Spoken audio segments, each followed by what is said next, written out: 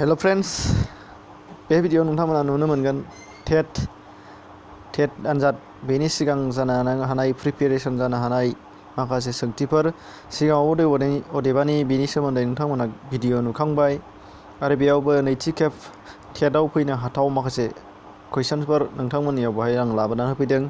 दा ओंखायनो जायफोर नोंथांमोनहा टेट एबा गुबुन इन्टारभिउफोर दङ बिथांमोनहा नायना लानो हानाय जागोन, जाहाथे माबा मोनसेया नोंथांनि थाखाय गोनां जानोबो हागौ।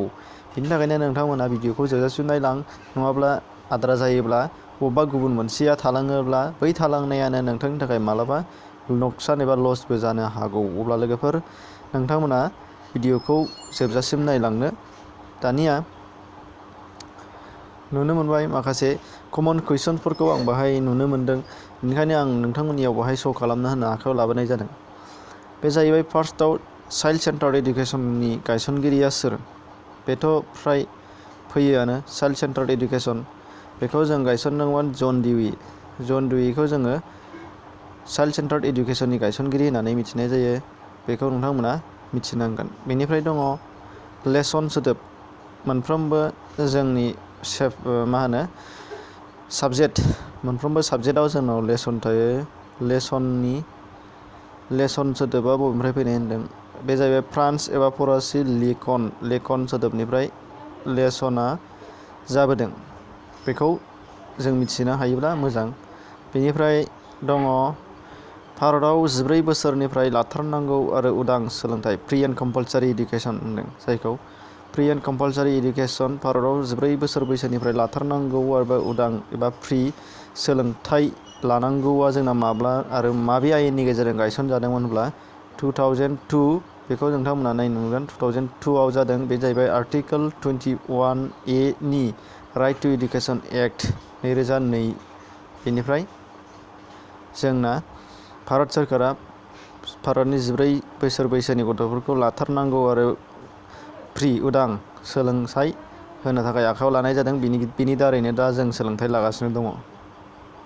नेक्स्टआव नुनो मोनदों नोंथांमोना बयनिबो थाखाय सोलोंथाइ, भारतआव बयनिबो थाखाय समान सोलोंथाइ, बेखौ माब्ला लाबोनाय जादों मोनदों? अब्ला बेयो नेशनेल एडुकेसन पलिसि 1986। बेखौ जों मिथिनांगोन। National education policy 1986। बेनिफ्राय भारतआव बयनिबो थाखाय समान आरो समान सोलोंथाइखौ होनाय जादों।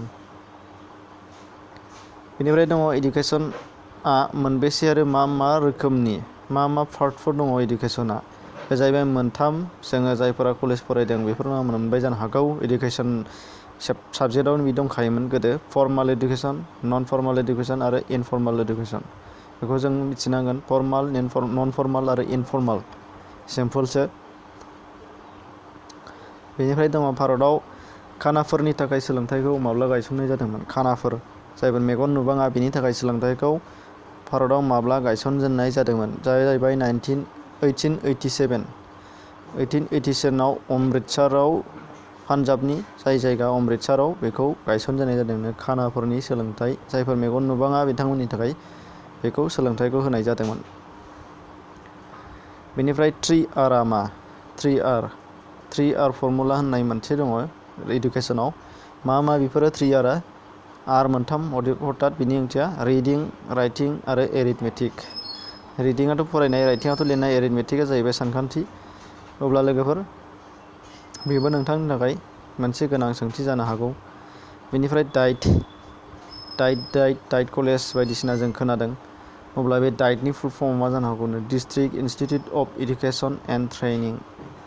डाइटनि full form district institute of education and training. बेखौबो जों मिथिनांगोन। बेनिफ्राय दङ CRC। नोंथांमोना मालाबा खोनाबाय जानो हागौ। सोरबा गेदेमाखौ एबा सोरबा फोरोंगिरिखौ CRC बसायबाय, बेबायदि माबा मोनसे नोंथांमोना CRC बुंनाय खोनादों जानो हागौ। अब्ला CRCनि फुल फर्म माबे बिलाइ CRCआलाय? बे जाहैबाय नैबे convention on the right of children. Convention on the rights of children, बे जाहैबाय CRCनि फुल फर्म।